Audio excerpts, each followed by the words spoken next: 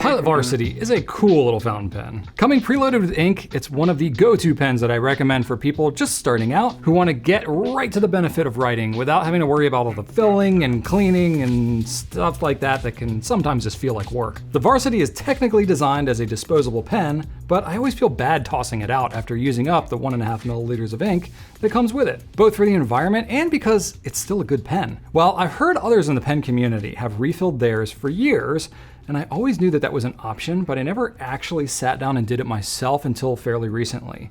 And since I learned some things in the process, I wanted to share it with you all today in case you were interested in doing the same. Now, a disclaimer here, this is a hack, and it isn't something that Pilot is particularly designed this pen to do, so this is a do-at-your-own risk kind of a thing. Now that said, you're basically going to be doing this on a disposable pen that's most often going to be completely used up, so you're essentially doing it on what would otherwise be trash, so the risk is pretty low. Here's what you'll need. A Pilot Varsity, obviously.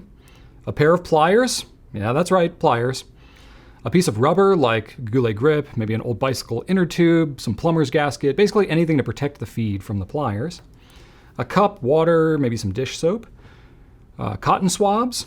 Optionally, maybe a modified bulb syringe, though you don't have to have that. Some ink, and an ink syringe, transfer pipette, or an eyedropper, basically just something to fill the pen back up. All right, step one. First, you'll want to remove the nib. It just slides off the feed, and you should be able to pull it from the wings just to get it right off of there, just using your fingers. Next is the trickiest part, removing the feed. Now it's friction fit inside the grip, but it snaps in place, so there's a lot of force to overcome. I have some pretty strong fingers, and I couldn't pull it out with just my fingers, no matter how hard I tried. That's where the pliers come in. You'll want to wrap the rubber or whatever protection that you have around the top and the bottom of the feed. Now place the pliers on top of the rubber, making sure that you're gripping on the top and bottom of the feed, not on the sides, because if you damage those wings, the nib won't fit back on properly. Clamp the pliers down with your dominant hand using a pretty good amount of force, and then using your other hand, grip the pen body with your pinky, ring finger, and middle finger, and then use your pointer and thumb to sort of push the pen body away from the pliers in as controlled a manner as possible. Try not to just Incredible Hulk and just rip the pen apart, or you could break it, maybe fling some ink around, or otherwise just kind of cause a scene. Once you remove the feed, clean it out as best you can. Because it has a fiber wick feed, flushing it with a bulb syringe, maybe won't work the same as a normal fountain pen, but you can still try it if you've got one handy. You'll just have to flush it kind of a bunch of times. I find that soaking the feed tends to work pretty well. Maybe using some dish soap or pen flush can help too. Just make sure you flush it with just regular water after that. And don't be surprised if you can't get all the color out of the feed. Just do your best. That wick feed tends to hold on to some of that color. You'll want to rinse and swab out the barrel of the pen, which really shouldn't be too hard to do. All right, get the ink to refill the pen. You can use whatever fountain pen ink that you want, but I recommend something that's a fairly conventional ink. If you use an ink that's pigmented, has some shimmer, or is otherwise just a high maintenance ink, it's likely to clog up the wick feed sooner and shorten the usable life of the pen. Though you're already reviving it from death anyway, so basically you have nothing to lose, so whatever, just put whatever you want in there. Though I will say it's kind of a pain to clean, so it's best to dedicate a given ink color so that you can just refill it without having to clean it out in between. That's just some of my own advice. Using whatever ink transfer device that you have, put 1.5 milliliters of ink into the pen.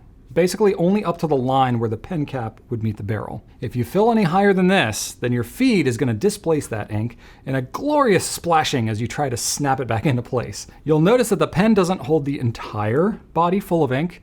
The ink chamber is basically as big as the ink window. Once filled, you put the feed back in however you want, whatever orientation, but I like to line it up so that ultimately the nib will be in line with the Pilot Varsity wording, but you do you. Put the rubber on the feed and grip in the top and bottom of the feed with the pliers the same as you did when you removed it.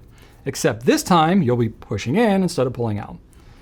You'll want to push it in until you hear and feel an unignorable snap, and the feed is slightly inset into the grip.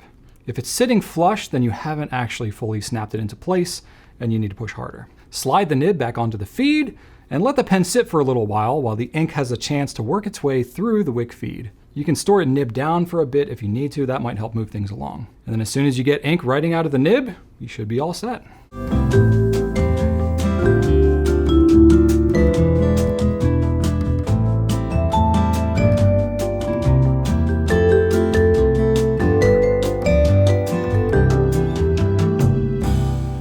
there you go, a little fun hack for a little fun pen.